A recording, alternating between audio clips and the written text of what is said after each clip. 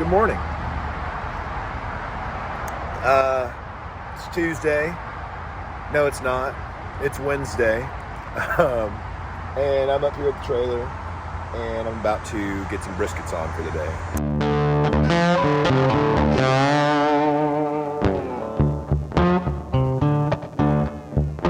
Let me show you what we're working with. So, yesterday I went ahead and pre-trimmed and vacuum sealed all my briskets for the week.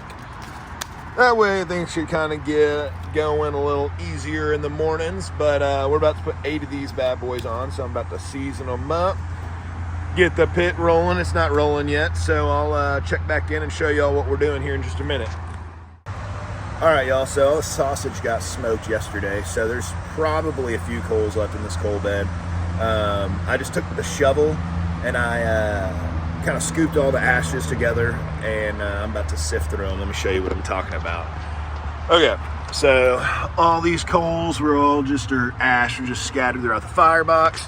And I'm gonna take my nifty sifter and just kind of take the coals like so. And as you can see, man, it's like you're mining for gold. All right, so I've been in here huffing and puffing like the big bad wolf, trying to get this thing to light. Seems like it's kind of lighting up. So I'm gonna kind of start stacking some logs around it, like so. Make sure we still got airflow. Like this, like this. Then I'm gonna keep blowing on it, and I'll check back with y'all in a second. All right, y'all, we got the fire rocking and rolling. This is what it's looking like now that we got everything burning.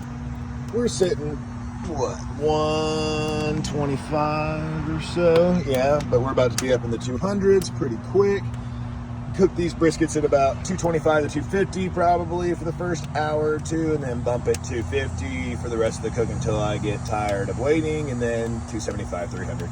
So I don't usually do it like this, but it's a beautiful day out, and I kind of wanted to be outside. So I brought a sheet tray out, which is what I usually do in the trailer, and then I usually just throw them all in a bin to bring them out here. But instead, I'm seasoning them out here. So what I'm doing, essentially, I already have one seasoned up right here. And then taking my seasoning, you know, get all the edges. It's kind of hard to show you right now because my hands aren't free, but then I take my brisket and I throw it on the rack right there, just like that. Okay, so I think I figured out a way to hold the camera. You can't really see my face, but here we go. All right, so around all the edges of the brisket, like so. Rotate, rotate. Okay, make sure the top's nice and seasoned. Then I'm gonna flip her.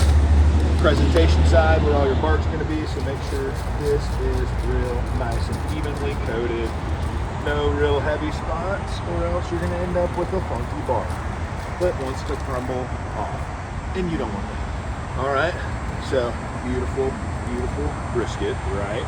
What can you say? I'm going to throw this bad boy on the pit. Okay, I'm going to do the rest of it. Okay, let me flip it around here. We got our pork butts on the first door. So this is where the firebox is, right? First door, second door, third door, fourth door. All right, so first door, pork butt. Next door, brisket. Next door, brisket, and more brisket. I know, isn't that exciting? In Texas, everyone wants brisket and brisket only. No, I'm just kidding. Tomorrow we'll have this thing loaded down with all of our ribs and pork belly and all that good stuff, turkey and whatnot, all our quick cooks. But yeah, we're gonna get these things going. They'll probably be done in about 10 hours or so. This is what we want. As you can see, we're just dumping clean blue smoke from Big Blue. I mean, what more could you ask for?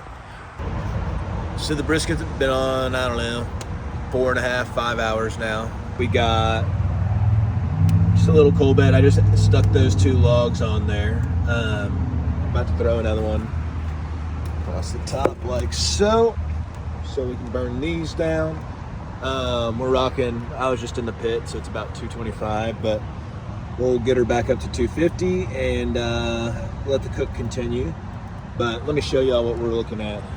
They're starting to crack across the top, so when I check them here in another hour and a half, 2 hours, you can see they're pulling a little bit off the bone.